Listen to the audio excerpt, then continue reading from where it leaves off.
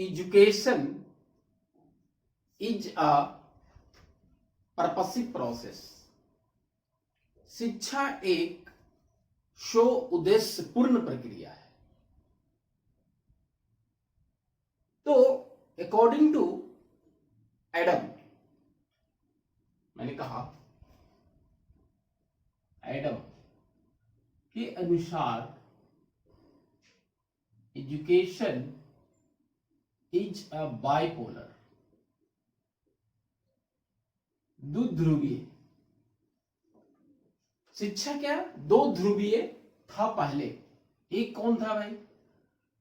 एक टीचर और दूसरा स्टूडेंट, है ना, शिक्षक और छात्र, दो ध्रुवीय। But according to John Davy,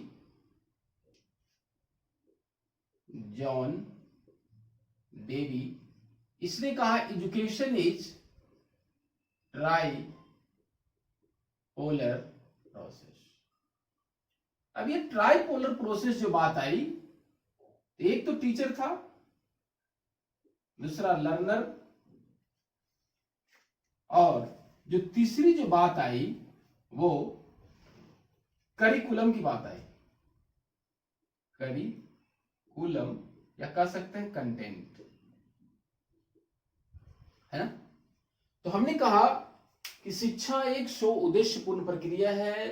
Adam ने कहा कि दो ध्रुवीय होता है जिसमें शिक्षक और छात्र होते हैं, लेकिन ये शिक्षक और छात्र के बीच एक ऐसा पोल मिस हो रहा था, वो क्या है? करिकुलम। कि टीचर और स्टूडेंट के बीच में जो इंटरेक्शन होगा वो करिकुलम का होना आवश्यक है। तो इसी बात पे हम बात करेंगे आपको कि ये टीचर और ये लर्नर, है ना। तो देखिए यहां पे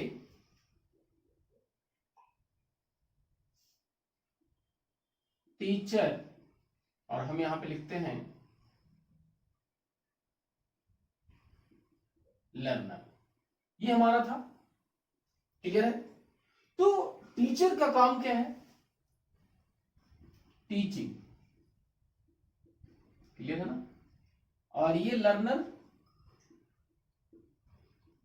लर्निंग।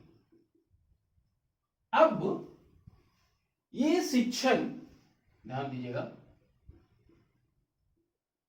शिक्षण, ये अधिगम, ये पता है आपको शिक्षक, और ये अधिगम करता। ध्यान से समझिएगा इसको। तो ये दोनों के बीच में, ये दोनों के बीच में इंटरेक्शन की बात है। इंटरेक्शन, अंतः क्रिया। कहने का मतलब कि हमारा शिक्षा प्रभावशाली या उद्देश्यपूर्ण की जो बात हुआ कि एक उद्देश्यपूर्ण प्रक्रिया है जिसमें हमारे शिक्षक और अधिगमकर्ता होते हैं। ये दोनों के बीच में क्या होता है? अंतः क्रिया होता है, इंटरेक्शन। तो ये अंतः क्रिया की जो बात है, मैं आपको बता रहा हूं, यहां पे ध्यान से समझिएगा। ये टीचर और स्टूडेंट के बीच में एक ऑब्जर्वेशनल टूल बनाया है एक साइकोलॉजिस्ट ने। क्या कहा मैंने? वो कहा गया है, ध्यान से समझिएगा, ये बहुत इंपॉर्टेंट है आपका। ध्यान से देखिए, इसको हम हटा देते हैं। हमने कहा कि ये इंटरेक्शन की जो बात है, तो एक आपको बहुत इंपॉर्टेंट मैं बता रहा हूं, फ्लैंडर इंटरेक्शन एनालिसिस कैटेगरी। इसका शॉर्ट क्या हो जाएगा? FIAC। देखिए यहां पे कि नेड ए फ्लैंडर, इनका पूरा नाम है, नेड ए फ्लैंडर के द्वारा, ध्यान समझिए, शिक्षक और छात्र के बीच जो अंतः क्रिया होता है उसके लिए इन्होंने इस इंटरेक्शन मॉडल में एनालिसिस, अंतः क्रिया जो विश्लेषण बनाया गया, उसमें क्या कहा गया कि शिक्षक और छात्र के बीच अंतः क्रिया को इसमें क्या किया गया, अवलोकन किया है। ऑब्जर्वेशनल टूल इन्होंने बनाया है, ऑब्जर्वेशनल टूल। अब ये अवलोकन जिसमें बात हो रही है, ध्यान से समझिए। अब ये किसके बीच, टीचर और स्टूडेंट के बीच में जो इंटरेक्शन होता है, तो यहां पे वर्बल बिहेवियर की इन्होंने बात किया है, वर्बल बिहेवियर, शाब्दिक व्यवहार। ये तो आप जानते हैं इसका हिंदी, शाब्दिक व्यवहार। ये बहुत ही इंपॉर्टेंट है, लेकिन इसके बारे में डिटेल्स आपको आगे पढ़ना है, लेकिन हमने इंटरेक्शन की बात आया इसलिए हमको बताया। ये हमने कहा कि फ्लैंडर इंटरेक्शन मॉडल के द्वारा शिक्षक और छात्र के बीच में जो अंतःक्रिया होती है, कैसी अंतःक्रिया, शाब्दिक जो अंतःक्रिया होता है, उसके द्वारा ये यहाँ पे इसका मैथमेटिकल कैलकुलेशन होती है। उसके बाद पता चलता है कि टीचर और स्टूडेंट के बीच में कितना इंटरेक्शन हुआ। तो अब यहाँ पे कहा मैंने कि वर्बल बिहेवियर, यहां पे जैसे सवाल है, हमने सवाल आपसे पूछा, अब चुप हो गए, तो यहां पे नॉन वर्बल में 1 मार्क्स आपको नोट हो जाएगा। तो टोटल यहां पे आपको जानना होगा 10 कैटेगरी बताया गया है, 10 कैटेगरी। तो चलिए, तो अब ये फ्लैंडर महोदय ने क्या कहा, तो समझिएगा। इसमें फ्लैंडर ने टीचिंग के बारे में क्या कहा, ध्यान से समझिए, शिक्षण के बारे में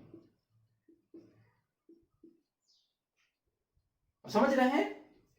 तो फ्लैंडर ने कहा कि शिक्षण एक ऐसी प्रक्रिया है, ध्यान से समझिएगा, कि शिक्षण एक ऐसी प्रक्रिया है जिसमें शिक्षक और छात्र दोनों इंटरेक्ट करते हैं, और वो इंटरेक्शन से उस अंतःक्रिया के द्वारा शिक्षक और छात्र दोनों बेनिफिट्स, लाभ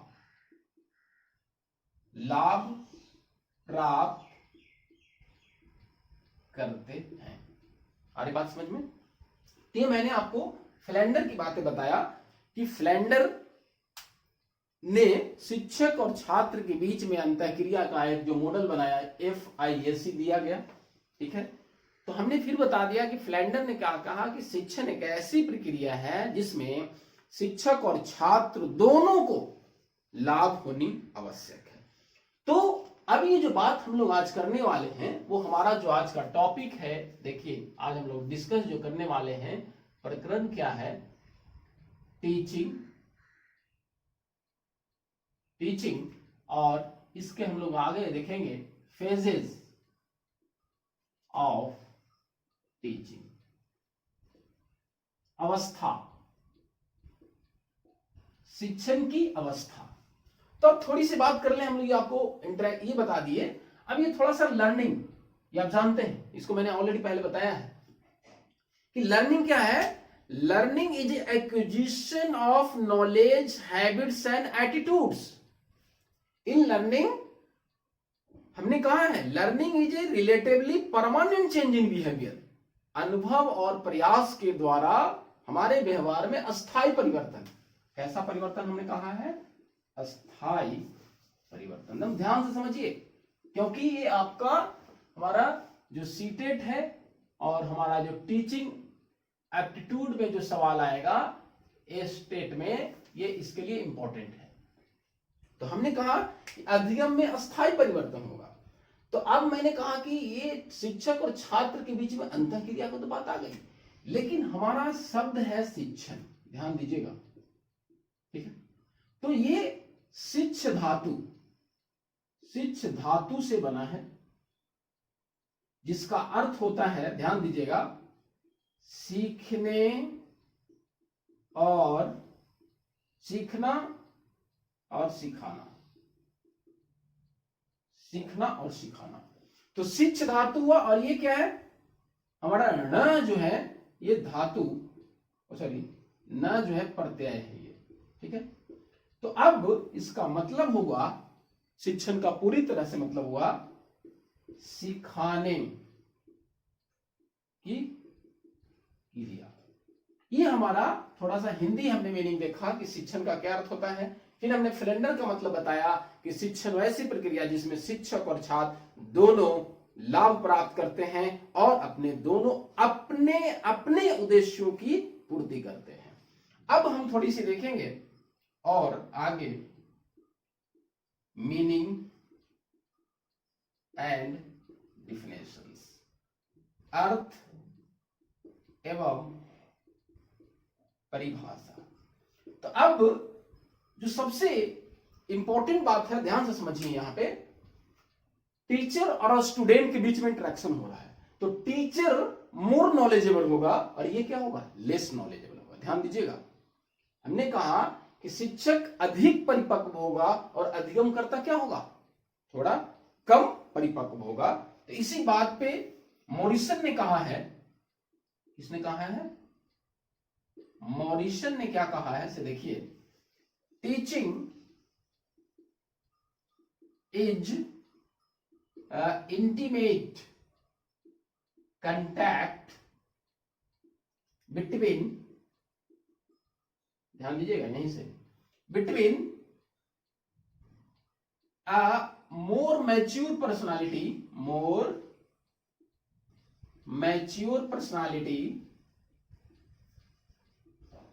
and less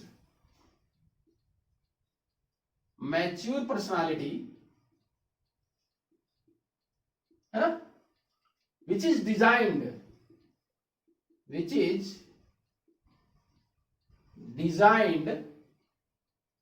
to further education of later।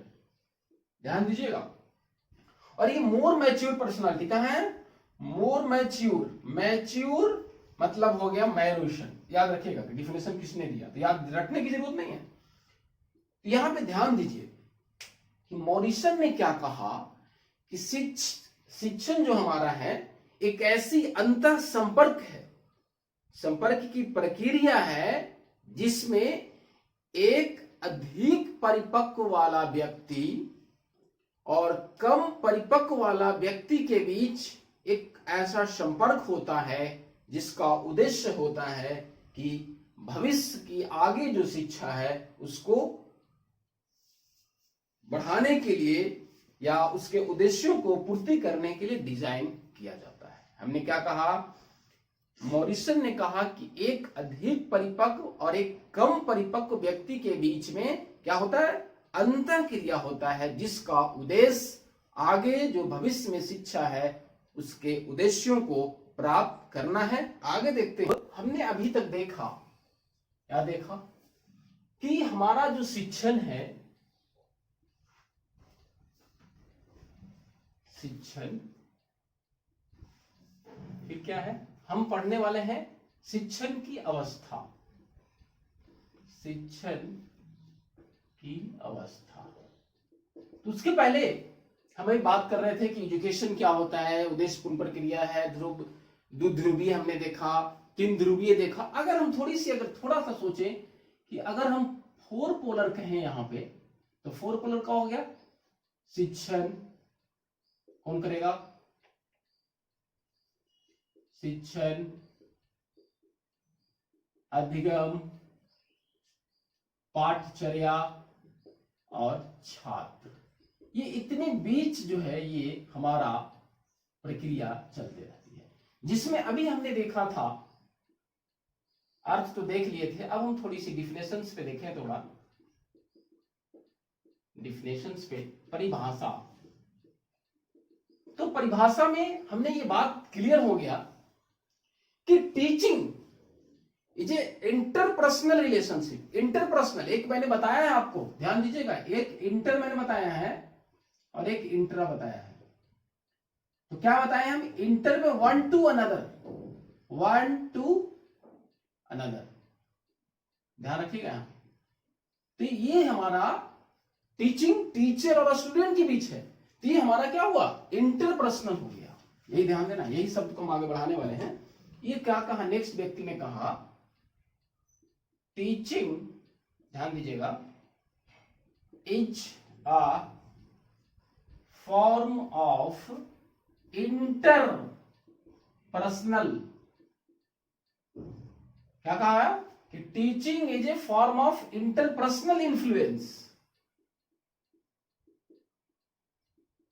Influences. अब इसको अंतर व्यक्तिगत प्रभावित किसको करेगा? Teaching is a form of interpersonal influences persons behaviour, potential. अब ये कहा गया कि शिक्षण एक ये ध्यान रखिएगा, अंतर व्यक्तिगत संबंध है जो प्रभावित करता है व्यक्ति के व्यवहारों को प्रभावित करता है शिक्षण।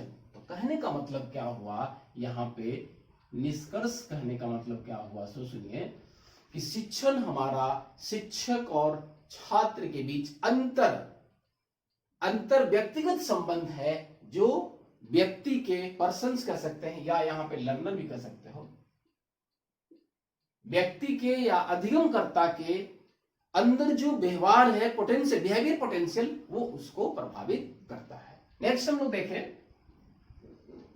टीचिंग इज अ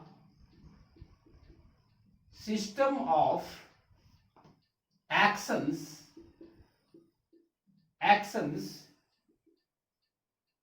intended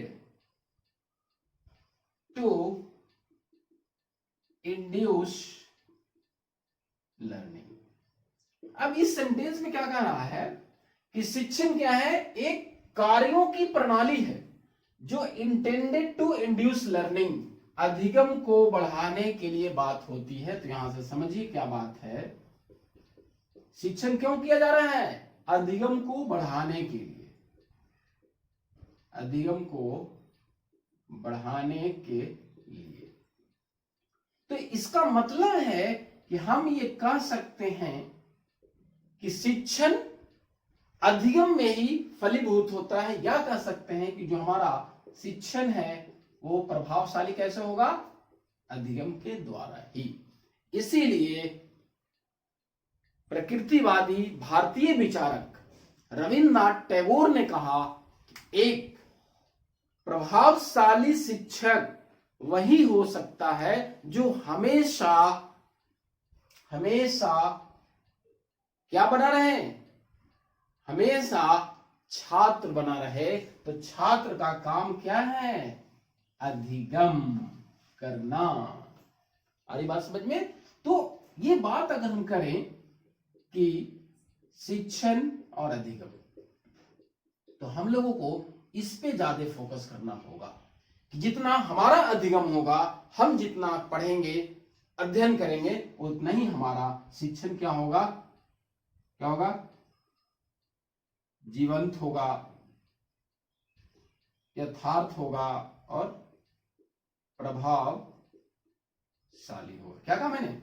और एक बात ध्यान रखिए, यहां पे जो टीचिंग और लर्निंग की जो बात है, शिक्षण और अधिगम, ध्यान से समझिएगा कि अब अगर कहा जाए कि शिक्षण और अधिगम एक दूसरे से क्या इंडिपेंडेंट है? हाँ है, ऐसा नहीं कह सकता। लेकिन उदाहरण से समझिए कि सपोज एक डॉक्टर और पेशेंट के बीच में रिलेशनशिप समझिए, एक डॉक्टर और एक मरीज, पेशेंट के बीच में। तो वहां पे डॉक्टर का प्रयास होता है, ज्यादा से ज्यादा प्रयास होता है कि हमारा जो ये मरीज है, पेशेंट है, कोशिश करता है कि भरसक वो ठीक हो जाए। जितना उसके पास पेशेंट आता है, कोशिश करता है कि ज्यादा से ज्यादा मरीज को हम, जो मेरे पास आया है, उसको सही सलामत करके भेजें। उसी तरह से शिक्षक भी चाहता है कि हम अपने छात्र को पढ़ाएं तो सब अच्छे तरह से पढ़े, लेकिन ऐसा होता नहीं है।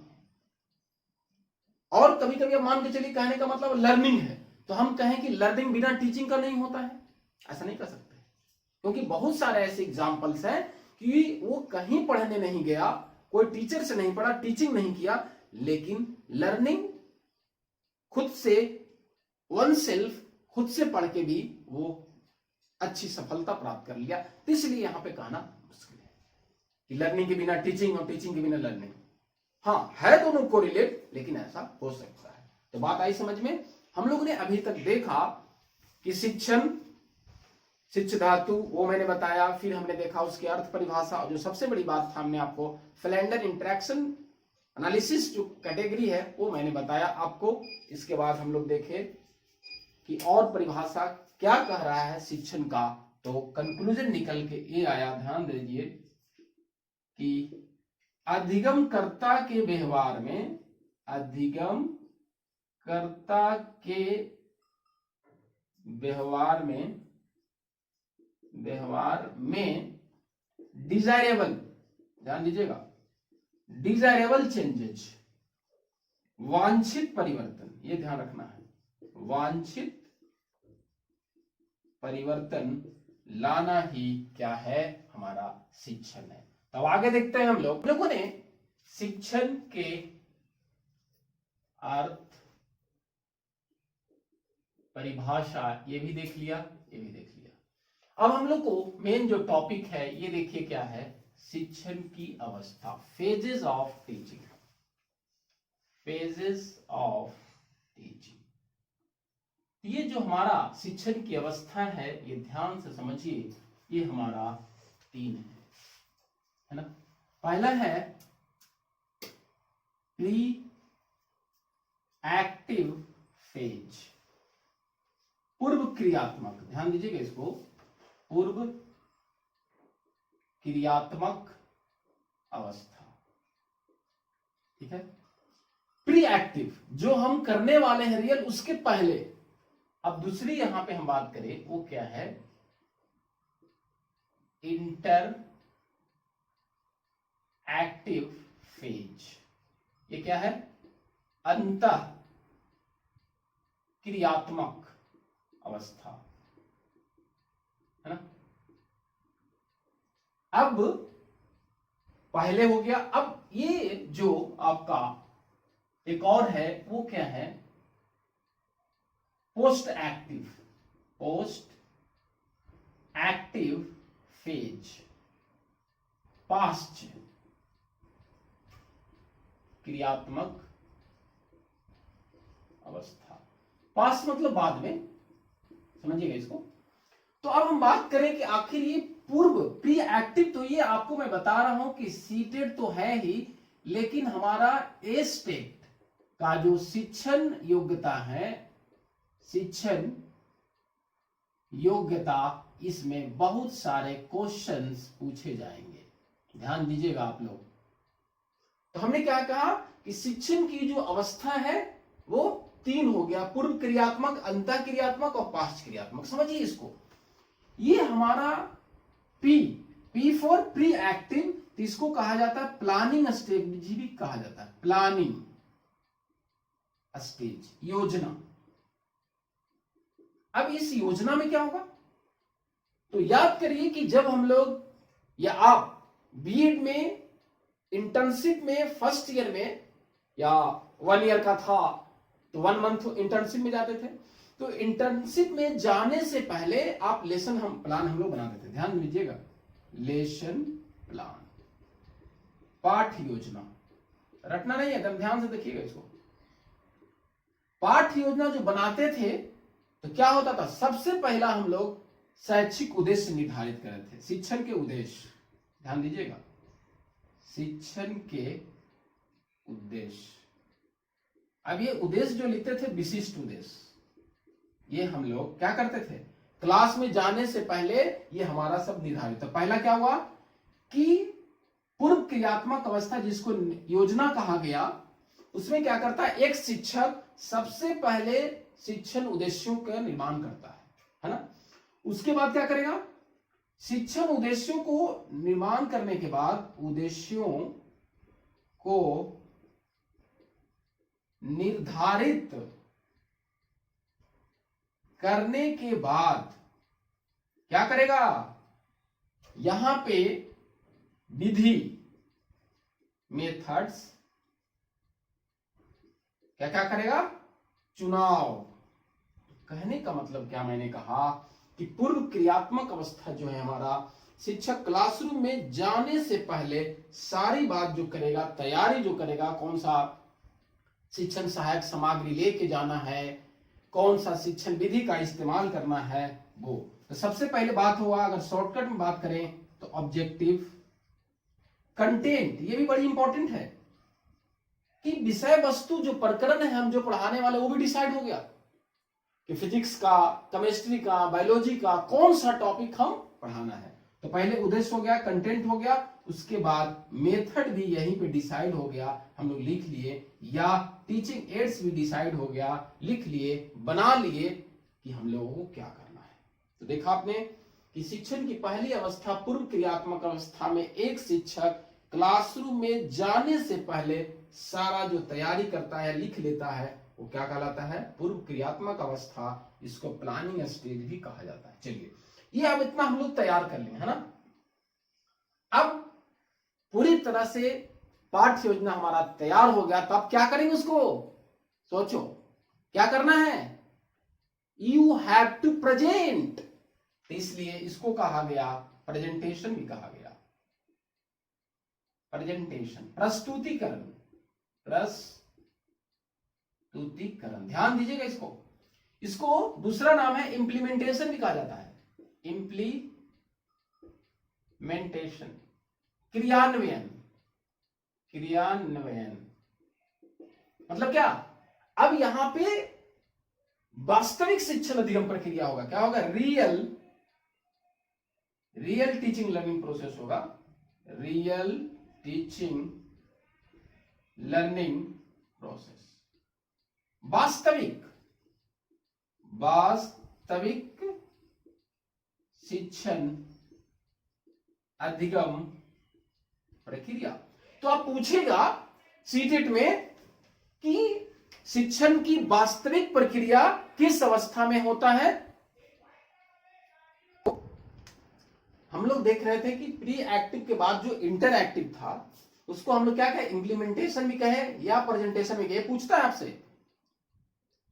किस अवस्था को क्रियान्वयन या प्रस्तुतिकरण की अवस्था कहते हैं, तो किसको, इंटरएक्टिव को। तो कहने का मतलब हमने कहा कि ये जो हमारा अवस्था है वो वास्तविक शिक्षण अधिगम की प्रक्रिया होता है, जिसमें एक शिक्षक को क्या करना है, ध्यान दीजिएगा, एक शिक्षक को क्या करना है, सजीव, यथार्थ और प्रभावशाली अधिगम करना है। अब यहां पे तीन बातें इंपॉर्टेंट है इंटरएक्टिव। पहला है, अगर हम बात करें इसमें परसेप्शन, ध्यान दीजिएगा, परसेप्शन, प्रत्यक्षीकरण। तो हम आपको शॉर्टकट में बताते हैं प्रत्यक्षीकरण में क्या होगा। यहां पे सबसे बड़ा इंपॉर्टेंट है अंतः क्रियावस्था में कि एक शिक्षक ये परसीव करेगा। कहने का तात्पर्य कि एक शिक्षक को सबसे पहले जो जरूरी है छात्रों को समझना। छात्र को अगर समझ गया अच्छे से शिक्षक, तो निश्चित है कि उसकी शिक्षण प्रक्रिया क्या होगा, प्रभावशाली होगा। और इसका रिवर्स भी हो सकता है। उसी तरह से अधिगमकर्ता भी शिक्षक को अच्छे से समझ गया, ध्यान से समझिएगा हम बोल रहे हैं, लिसन केयरफुली। अधिगमकर्ता शिक्षक के बारे में ये समझ गया कि शिक्षक का विषय वस्तु में निपुणता है, कौशल में निपुणता है, शिक्षण विधियों में निपुणता है और अन्य कौशलों में सारा इसको क्या है, समर्थ है, मास्टरी है। तो आपको जब वो समझ गया तो निश्चित है कि यही परसेप्शन, प्रत्यक्षीकरण कहलाता है। दूसरा है डायग्नोसिस, ध्यान दीजिएगा, ये निदान है। तो इसमें क्या होगा कि इंटरएक्टिव फेज में ही हम पढ़ा रहे हैं और अगर वहां पे पढ़ाए ये तुरंत अगर बाइक में समझ में नहीं आता है तो हम इसी स्टेज में उसका निदान कर देते हैं, डायग्नोसिस कर देते हैं। तीसरा है रिएक्टिव प्रोसेस, रिएक्टिव प्रोसेस या एक्टिविटीज। अब इसमें क्या होगा, प्रतिक्रियात्मक। इसमें होगा कि अधिगमकर्ताओं को, लिसन केयरफुली, डायग्नोसिस के बाद रिएक्टिव में हम कह रहे हैं इसमें अधिगमकर्ताओं को पुनर्वलन, रीइंफोर्समेंट, शेड्यूल ऑफ रीइंफोर्समेंट, पुनर्बलन की अनुसूची, बच्चों को पुनर्बलन देना होगा और फीडबैक देना होगा। पुनर्बलन और फीडबैक क्यों देना जरूरी है? क्योंकि शिक्षण को हमको सजीव है, यथार्थ है और प्रभावशाली बनाना है, ये ध्यान रखिएगा। अब हम आते हैं इसमें, अब हमने यहां बनाया, पढ़ा दिया, अब हमारा जो ये स्टेज आ गया, ये इवैल्यूएशन के स्टेज आ गया। क्या आ गया? इवैल्यूएशन स्टेज, मूल्यांकन की अवस्था। क्या मैंने कहा? ये हमारा मूल्यांकन की अवस्था हो गया, मूल्यांकन की अवस्था। तो यहां पे क्या होगा कि हमने जो पढ़ाया, अब यहां पे मूल्यांकन वाले प्रश्न पूछा जाएंगे, पुनरावृत्ति के प्रश्न, पुनरावृत्ति के प्रश्न पूछा जाएगा। क्यों? यहां पे क्यों पूछा जाएगा? क्योंकि टीचिंग में मॉडिफिकेशन आया कि नहीं, मॉडिफिकेशन इन टीचिंग, इसलिए। क्यों? मॉडिफिकेशन इन टीचिंग, ये जानना जरूरी है। शिक्षण में परिमार्जन कि हमने जो पढ़ाया वो बालक कितना सीखा, और वो भी सीखा तो सकारात्मक की तरफ ध्यान देना, ये हमारा मॉडिफिकेशन इन टीचिंग में आएगा।